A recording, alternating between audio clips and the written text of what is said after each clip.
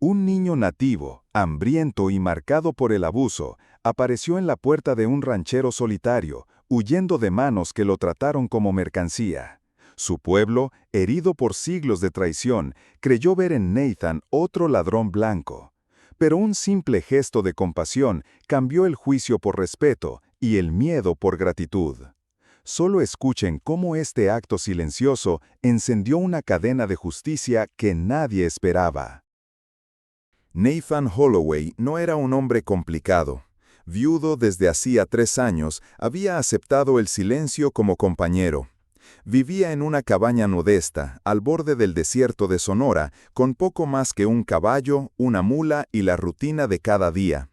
La tierra no daba mucho, pero bastaba.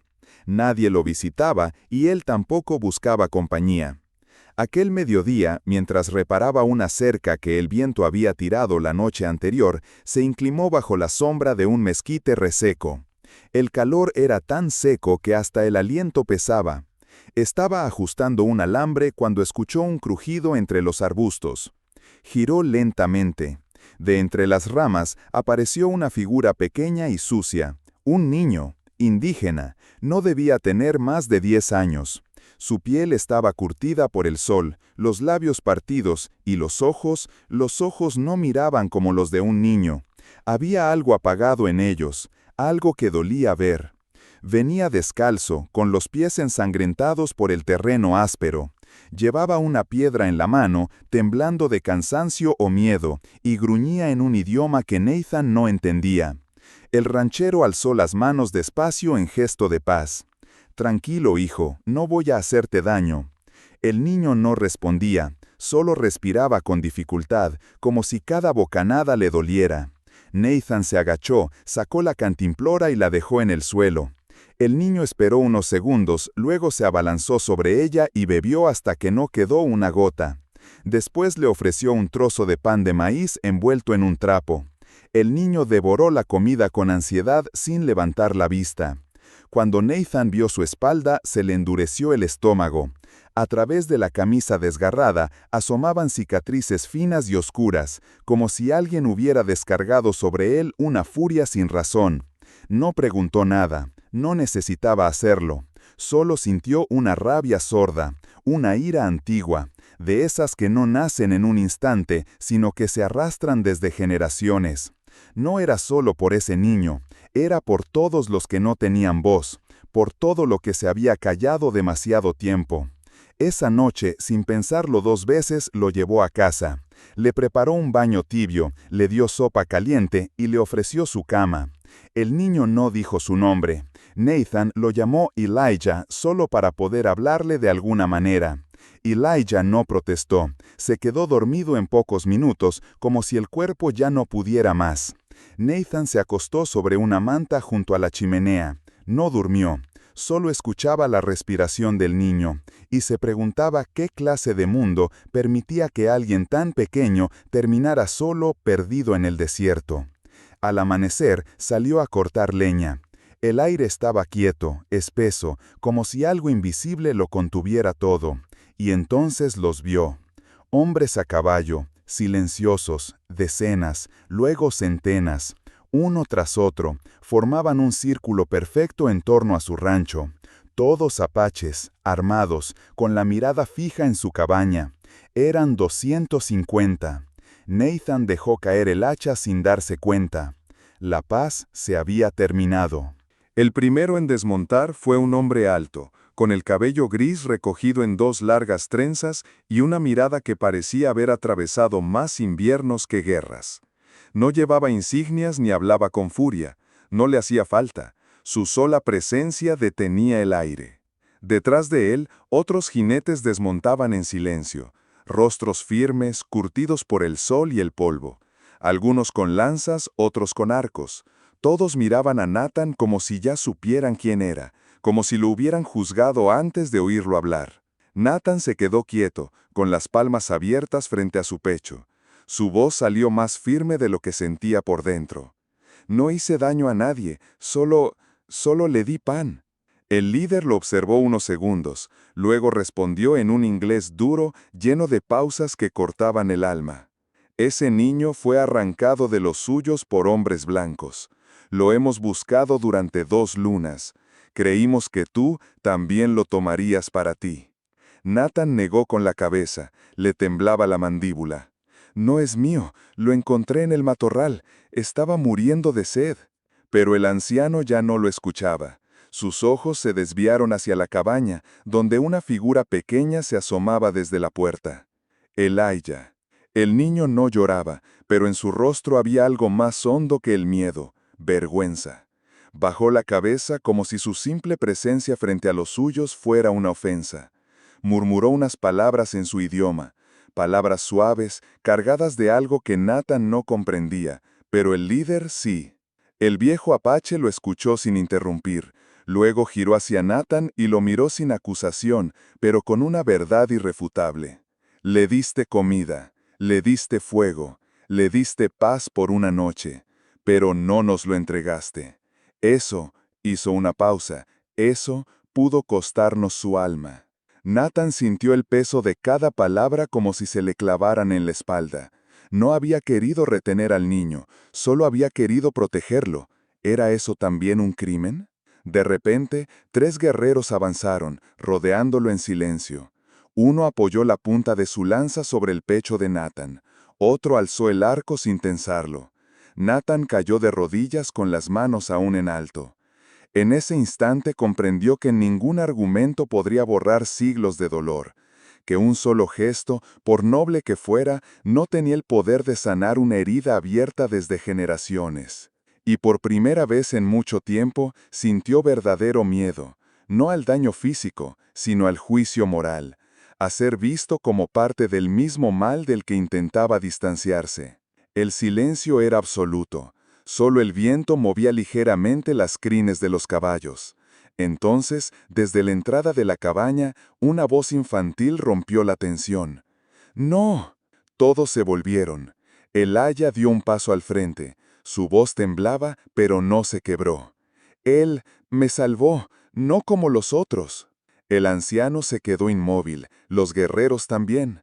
El niño había hablado, y sus palabras, más que un testimonio, eran una elección. El silencio que siguió fue tan profundo que incluso los caballos dejaron de resoplar.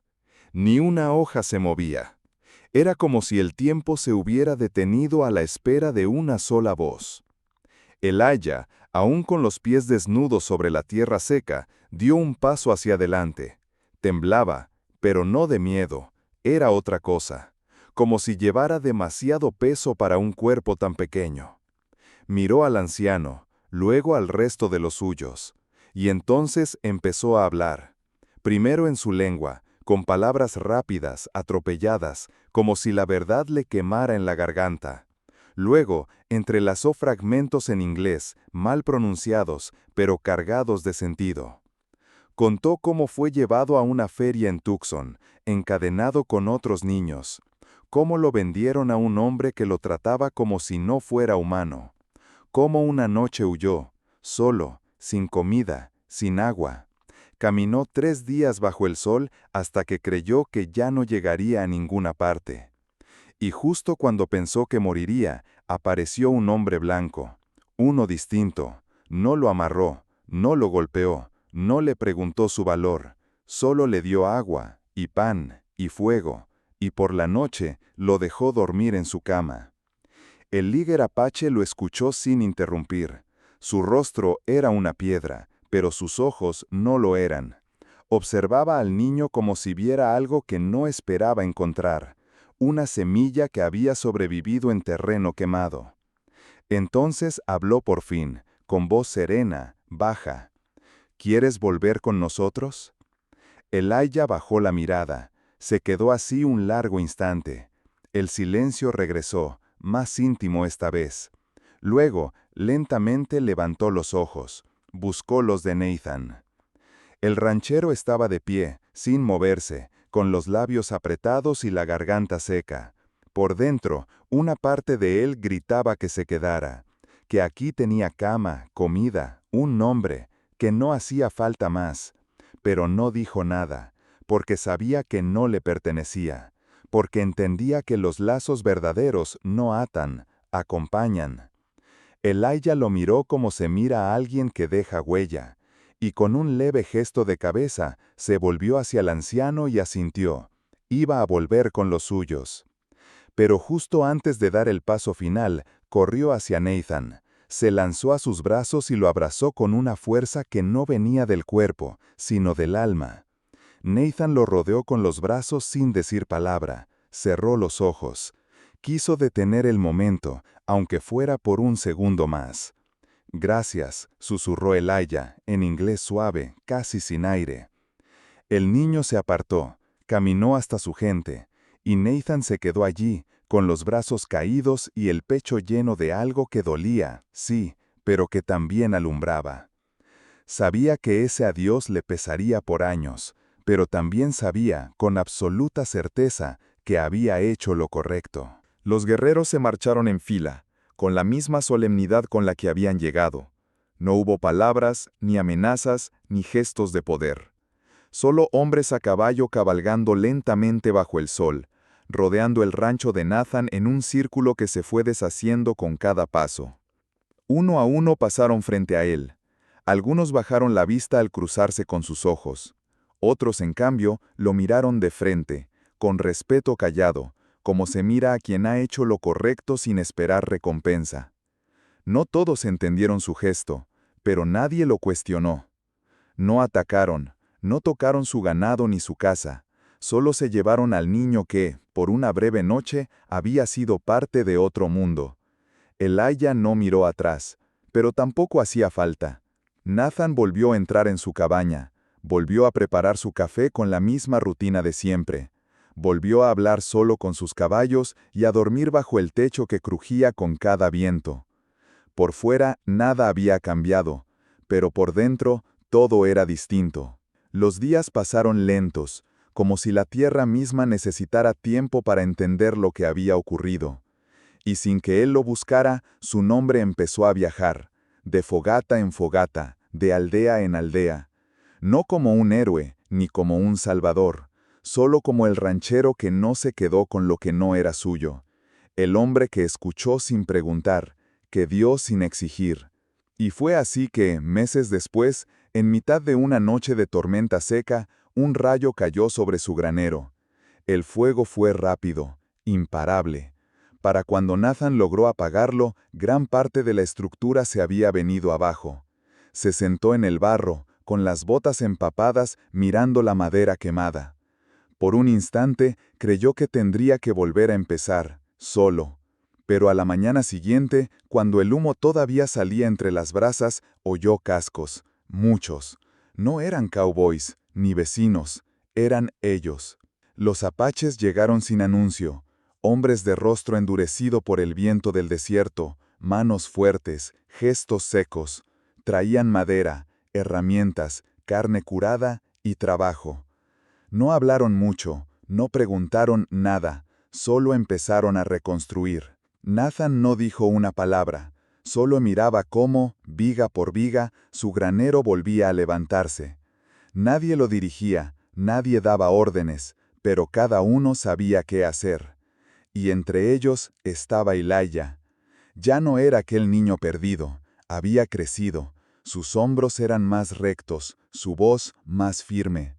Al final del día, antes de marcharse, se acercó a Nathan y le tendió algo envuelto en un paño.